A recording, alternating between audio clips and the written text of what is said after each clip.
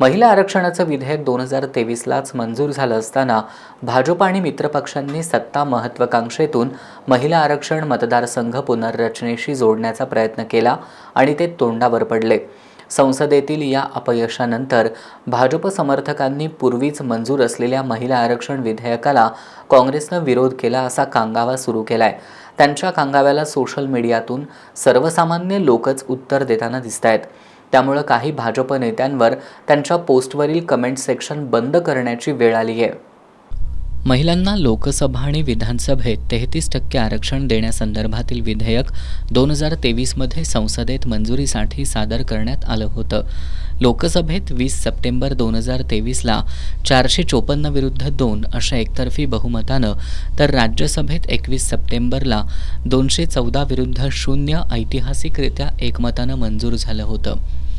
राष्ट्रपती द्रौपदी मुर्मू यांनी 28 सप्टेंबर 2023ला विधेयकावर सही करून त्याचं कायद्यात रूपांतर सुद्धा झालंय। आता ज्या काँग्रेससह अन्य विरोधी पक्षांवर महिला आरक्षणाला विरोध केल्याचा आरोप होतोय, त्या पक्षांनी 2024च्या निवडणुकीवेळीच या आरक्षणाची अंमलबजावणी करण्याची मागणी केली होती। मात्र भाजपनं 2026च्या जनगणनेनंतर मतदारसंघांची पुनर्रचना करून आरक्षण लागू करण्याचा निर्णय घेत आरक्षणाची अंमलबजावणी करण्याचा निर्णय घेत 2024ला 543 जागांपैकी 33% जागा महिलांसाठी आरक्षित करण्याचं धाडस दाखवलं नाही। मात्र आता मतदारसंघांची पुनर्रचना ती सुद्धा 2011च्या जनगणनेनुसार करण्याचा आपला अव्यवहार्य निर्णय लोकांच्या पचनी पडण्यासाठी भाजपनं त्याला महिला आरक्षणाच्या कायद्यातील दुरुस्तीची जोड देत जो कुटील डाव आखला होता तो काल काँग्रेससह विरोधी पक्षांनी उधळला। पश्चिम बंगालसह अन्य राज्यांमध्ये निवडणुका सुरू असताना घाईघाईत विशेष अधिवेशन बोलावून आपल्या प्रभाव क्षेत्रातील खासदारांची संख्या वाढवण्यासाठी भाजपनं केलेला केविलवाणा प्रयत्न जनतेच्या लक्षात आलाय। मास्टर स्ट्रोक आणि चाणक्य नीतीच्या नावाखाली हम करे सो कायदा पद्धतीनं वागणाऱ्या मोदी शहा यांना काल फार मोठ्या अपयशाला सामोरं जावं लागलंय। पण गिरे तो भी टांग ऊपर पद्धतीनं काँग्रेसवर महिला आरक्षण विरोधी असल्याचा आरोप करायला सुरुवात केली आहे।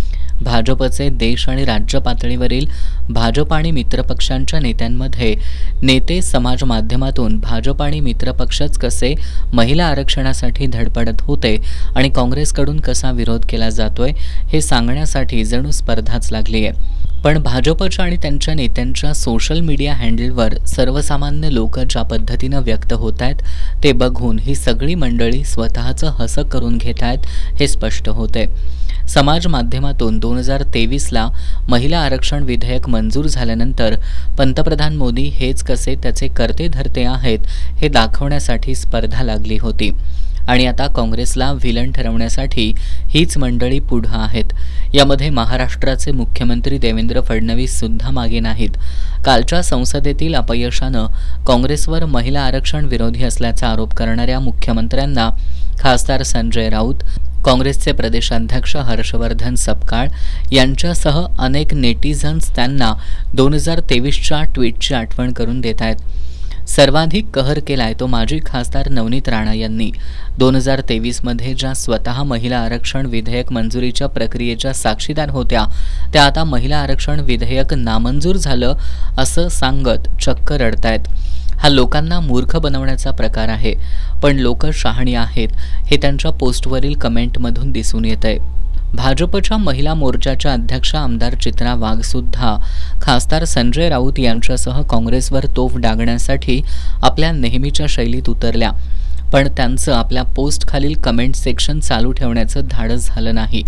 त्यांच्या माध्यमांच्या पेजवरील व्हिडिओच्या कमेंट त्यांनी वाचल्या तर त्यांना स्वतःच्या भूमिकेचा पश्चाताप झाल्याशिवाय राहणार नाही। काँग्रेसचे सर्वात मोठे लाभार्थी आणि आता भाजपवासी झालेले खासदार अशोक चव्हाण यांच्या महिला विरोधी काँग्रेस पोस्टवर हजारो नेटिझन्स ज्या पद्धतीनं व्यक्त झालेत ते बघता एका नेटकऱ्याच्या भाषेत त्यांनी स्वतःची फजिती करून घेतली आहे हे स्पष्ट होतंय।